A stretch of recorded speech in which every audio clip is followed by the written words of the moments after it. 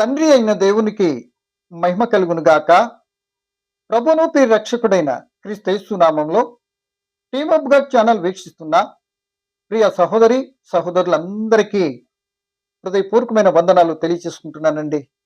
ప్రభునందు ప్రియ సహోదరి సహోదరులరా, ఈరోజు మన టాపిక్ బైబిల్లో దినదినము శోధింపబడిన నలుగురు భక్తుపరులు నీకు తెలుసా అనే అంశాన్ని బట్టి కొద్ది నిమిషాలు లేఖనానుసారంగా ఆలోచించడానికి మనం ప్రయత్నించాము.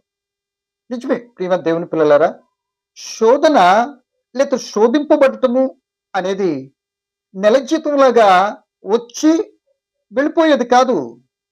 శోధన అనేది దినదినము శోధింపబడినట్లుగా అనేక మంది భక్తుల జీవితాలు దైవ గ్రంథాలు ప్రస్ఫుటంగా మనకు కనబడతాయి. శోధన ప్రియ దేవుని పిల్లలరా, ఆ శోధింపబడిన సందర్భంలో యోబు గారు ఒక మాట అన్నారు. ఏమని?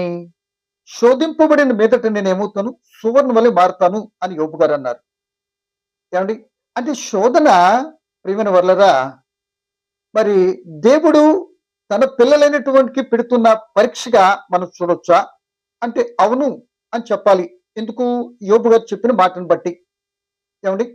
కనుక శోధన అనేది మనిషి తప్పు చేసి అనుభవిస్తున్నటువంటి దాన్ని శోధన అనరు. అలా తప్పు చేసి అనుభవిస్తున్న దానిని శిక్ష అంటారు. తప్పు చేయకుండా శోధింపబడితే, ఆ శోధనకు నిలిచి ఉంటే, ఆ శోధన సహిస్తే, ఇదిగో యోబు గారి లాగా రెండంతలు దేవుని పొందటానికే వస్తున్నట్లుగా యోబు గారిని బట్టి కూడా ఒక కోణంలో ఆలోచించవచ్చు, గ్రహించవచ్చు. ఇప్పుడు మనం చెప్పుకుంటున్న నలుగురు కూడా ప్రియ దేవుని పిల్లలరా, మరి ఈ భక్తులు ఎవరు అని అంటే, సో ఈ నలుగురు భక్తులు కూడా ఒకే కాలానికి చెందినటువంటి వారు కారు. ఏమండి? ఒకే సందర్భాన్ని బట్టి ఒకే దేశంలో ఒకే రకంగా శోధింపబడిన తీరు మాత్రం కాదు. ఈ నలుగురు పేర్లు చెప్పి ఆ వ్యక్తులు ఎక్కడెక్కడ శోధింపబడ్డారు అని వివరించుకొని ముగింపులకు వెళ్ళిపోవటం ప్రయత్నించాను. ఈ నలుగురు భక్తులు ఎవరు అంటే ప్రియమైన దేవుని పిల్లలరా, మొదట అయిన యోసేపు గారు ఐగుప్తు దేశంలో శోధింపబడ్డారు. 2 సంసోను గారు మరి ఫిలిస్తీన్ దేశమైన గాజాలో శోధింపబడ్డాడు. ఇక మొర్దెకై గారు ఆయన బబులోను దేశంలో శోధింపబడ్డాడు. 4 దానియేలు గారు ఆయన బబులోను దేశంలోనే శోధింపబడ్డారు.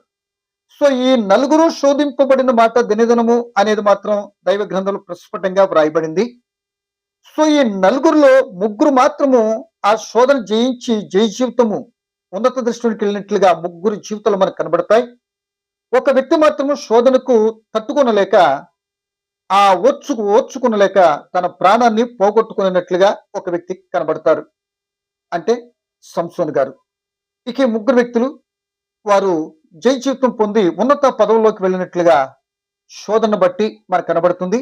ఇది ముందుగా చెప్పుకున్నట్లుగా యోబు గారి జీవితానికి దగ్గరగా మరి పోల్చుకుంటూ మనం ఆలోచించవచ్చు. సో మొదటి వ్యక్తిని యోసేపు గారి గురించి కొద్ది మాటలు మనం మాట్లాడుకుంటూ ప్రయత్నించాం.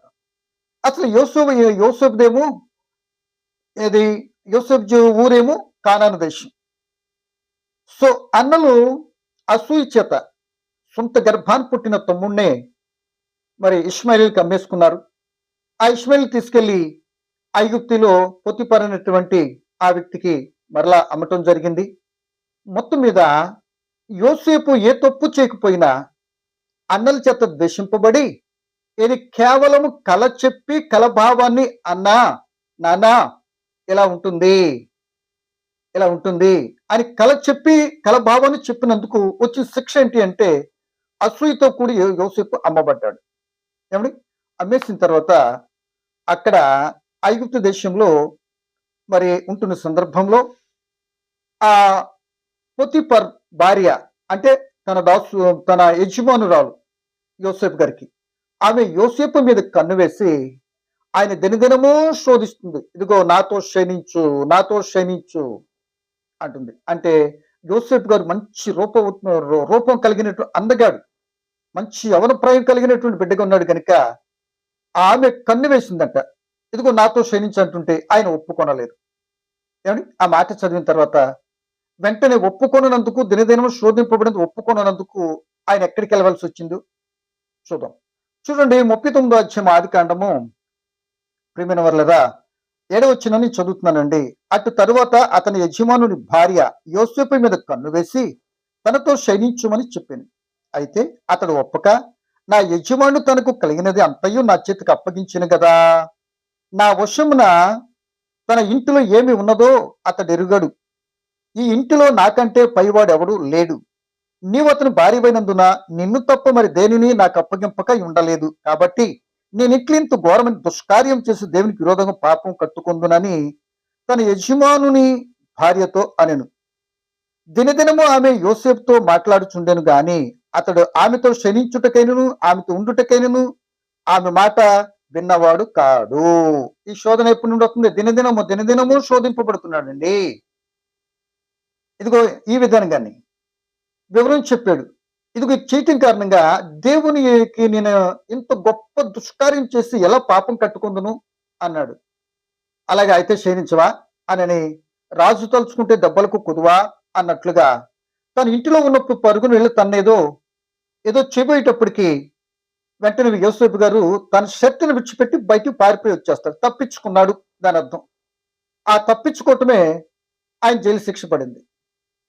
దేవుని పిల్లలారా ఆలోచించండి. అంటే తప్పు చేయటానికి ఒప్పుకొనందుకు, తప్పు చేయటానికి శోధింపబడి ఆ శోధన పడకుండా తప్పును చేయకుండా ఉండటానికి ఉండినందుకు గాను ఆయనకి శిక్ష. ఆ పొతిఫర్ భార్య బట్టలు తీసుకుని వచ్చిదిగో ఈయన నన్ను ఈ విధంగా బలవంతం చేయబడని చెప్పేటప్పటికీ తన యజమాని పొతిఫర్ వెంటనే జైలుకి పంపించాడు. ఆ జైల్లోనే మగ్గుతున్నాడు. మొత్తం మీద అక్కడ ఒక కలభావాన్ని చెప్పాడు. కలభావాన్ని మొదటిసారి చెప్పినప్పుడేమో అమ్మబడ్డాడు. ఇప్పుడు కలభావాన్ని జైల్లో ఉండి కలభావాన్ని చెప్పినందుకు గాను ఏమండి ఆ యొక్క రాజు దగ్గర పనిచేస్తున్న ఇద్దరి యొక్క స్థితిని చెప్పేసాడు. అది వాస్తవంగా నెరవేర్చబడింది. నన్ను జ్ఞాపకం చేసుకోండి అని చెప్పాడు యోసేపు గారు, కానీ వీళ్ళు మర్చిపోయారు. సో ఎట్టకెళ్ళకని జ్ఞాపకం చేసుకున్నారు. ఆ జైలు నుండి రిలీజ్ అయ్యి ఆ ఐగుప్తి ఆ రాజు చేత ఫరో చేత ఆయన విడిపింపబడి ఐగుప్తు దేశానికి ఏంటి ప్రధానమంత్రిగా దేవుడు హెచ్చించాడు. అంటే దేవుని పిల్లలారా ఒకసారి ఆలోచించండి. దినదినము శోధన సహించాడు, ఓర్చుకున్నాడు. ఆయన కృపను బట్టి ఐగుప్తు దేశానికి ఏం చేస్తాడు తెలుసా? ప్రధానం చేశాడు దేవుడు. ఇదే కదా శోధింపబడిన మీదట యోబు గారు చెప్పింది శోధనలు మారటం అంటే. గమనించండి, చాలా వివరించవచ్చు. మనం తీసుకున్నటువంటి ఆ భావన మీదనే క్లుప్త వివరణతో మనం ముందుకెళ్తున్నాం. మొదటిది. 2 సంసోను గారు. ఇది ఎక్కడ శోధింపడ్డాడు? ఐగుప్తులో, ముందే చెప్పుకున్నాం. రెండో వ్యక్తి సంసోను గారు. సంసోను గారిది కూడా కానానే, నెగిటివ్ ప్లేస్. ఏమండి అయినా ప్రేమలో పడి ఒక వేసని చూచి ఆమె దగ్గరికి వెళ్ళిపోయి దేవుని వీళ్ళ తనతో ఉండటం ప్రారంభించినప్పుడు ఆమె ఏం చేసిందంటే ఆ ఫిలిష్తీయుల సర్దారులు మరి ప్రేరేపణ బట్టి సంసోను గారిని చంపడానికి 3 పర్యాలు ప్రయత్నం చేసిన మన ఆ ప్రేమ మైకిలో ఉండిపోయాడు కనుక గమనించలేకపోయాడు. తాను ఎన్నో ప్రయత్నాలు చేసింది. ఆఖరికి తన ప్రయత్నాలన్నిటిలో మరి ఆమె విసిగించేసింది. ఇక ఆఖరి ప్రాణం విసుగకోరి చచ్చిపోవాలనుకున్నాడట. ఇది సంసోను గారు. ఎందుకు? అసలు నేను ఎవరు వెళ్ళమన్నారు అక్కడికి? ఆమెతో అట్టు ఉంటున్నప్పుడు ఇన్నిసార్లు విసిగిచ్చి చంపటానికి ఇన్ని రకాలు అడుగుతుందంటే, నీ బలం ఏందో అడుగుతున్నదంటే, ఎందుకు అడుగుతున్నా మరి వచ్చేయచ్చు కదా కానాన్ దేశం. కానీ రాలే. ఆ శత్రు దేశం ఫిలిష్తీయుల యొక్క దేశంలో గాజా అనే పట్టణంలో ఆ బేసి దగ్గర జరిగిన స్టోరీ ఇది.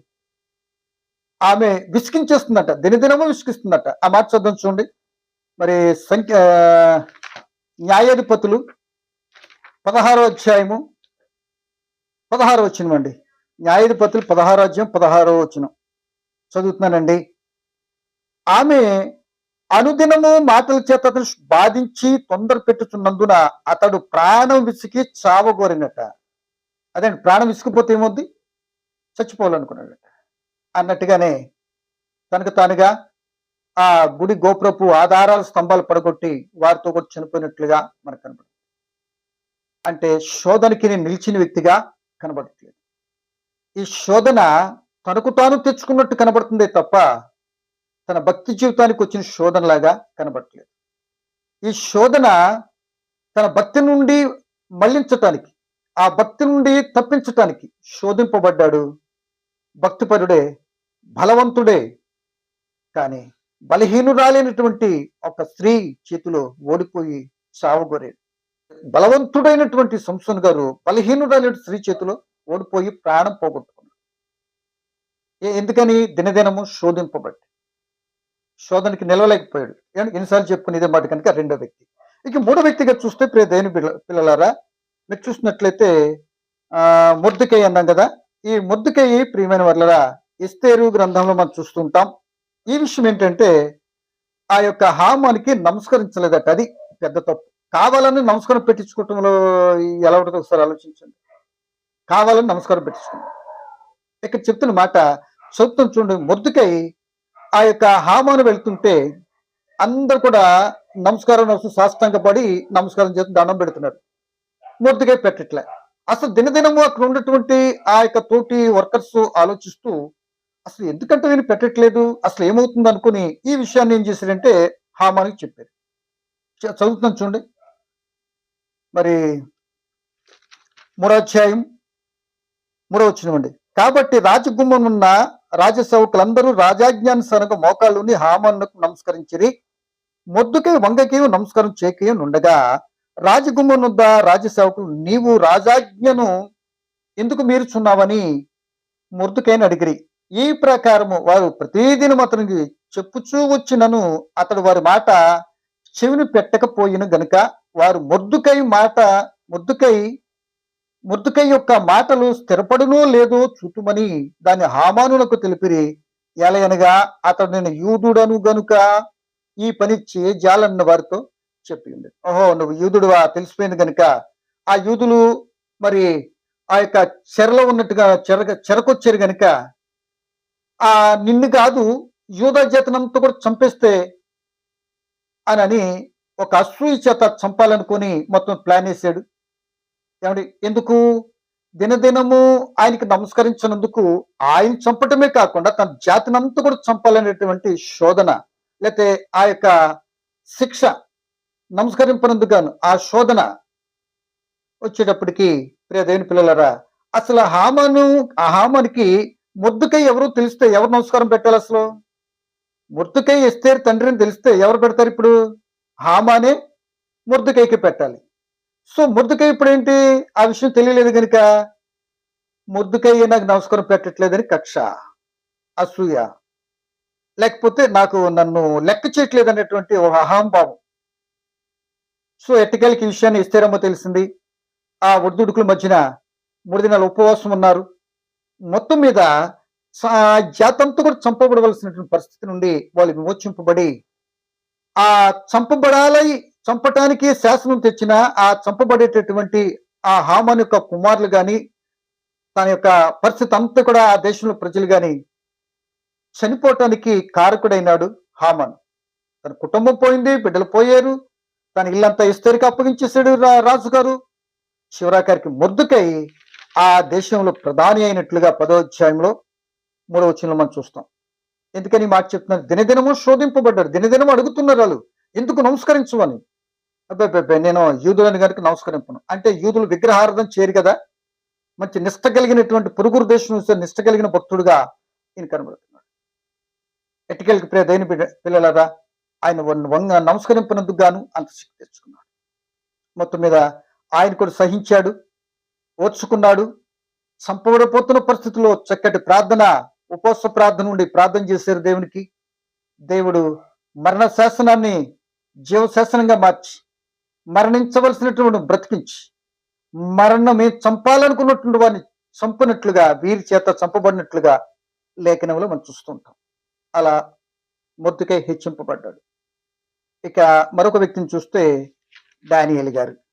ఇక్కడ సందర్భం ఏంటంటే ప్రియ దేవుని పిల్లలారా, మీరు గమనించినట్లయితే దానియేలు గారు నెల దినాలు ఇక ఎక్కడ కూడా ప్రార్థన చేయకూడదు అనేటువంటి శాసనం వచ్చింది.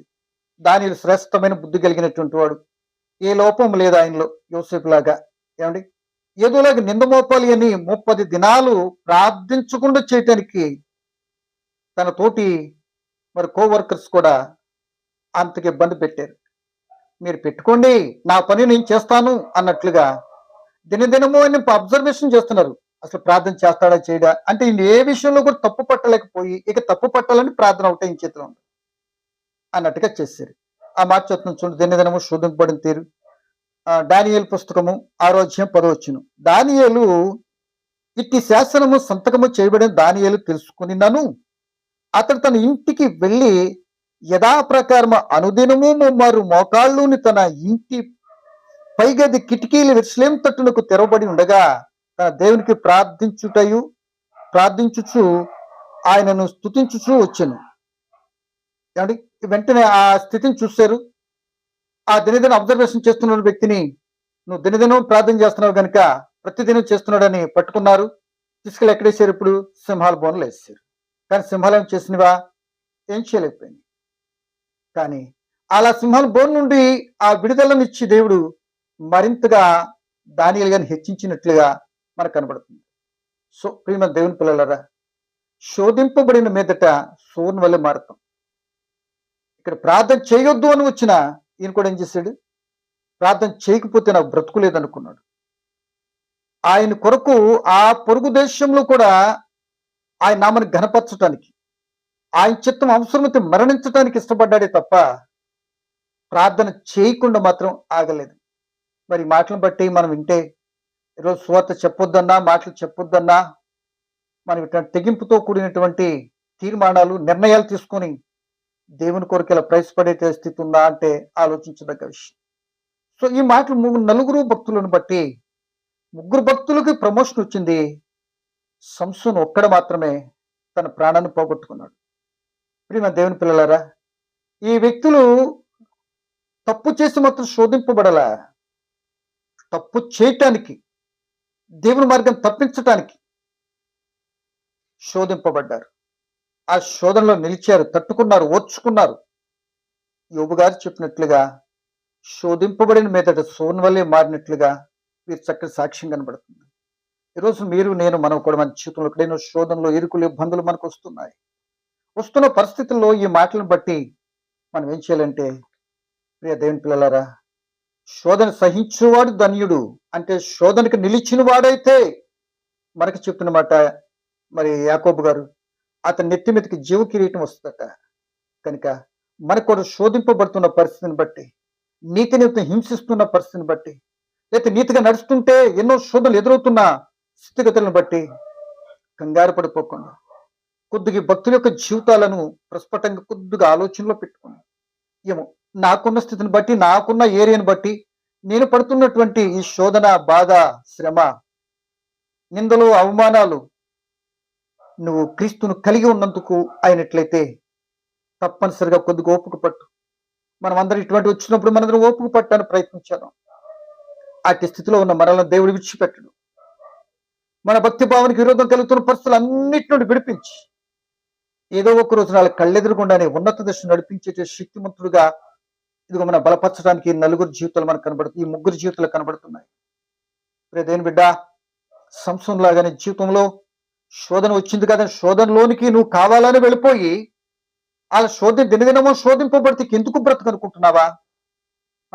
నువ్వు చేసిన క్రియలు బట్టి వచ్చినటువంటి శోధన, కష్ట నష్టాన్ని బట్టి ఎప్పుడు నాకు ఇదే కష్టమా అని విసిగిపోయి ఎందుకు నా బ్రతుకు అనుకుని చనిపోవాలనుకుంటున్నావా? కరెక్ట్ కాదు కదా. సంసోను చేసిన తప్పు నువ్వు మరి చేస్తావా? ఏమండి, ఎంత బలం ఉంటేనే బలహీనతలో పడిపోయాడు, బలహీనరాలైన స్త్రీ చేతిలో ఓడిపోయాడు.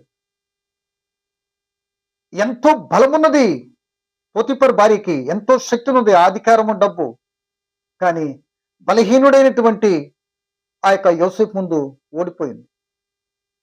ఆయన లొంగ తీసుకోలేకపోయింది.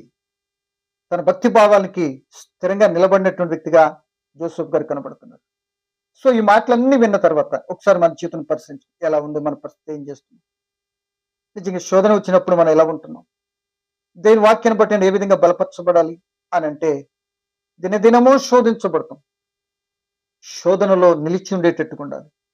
ఇక క్రీస్తు ప్రభులు వారి లోకానికి వచ్చి చెప్పింది కూడా అదే.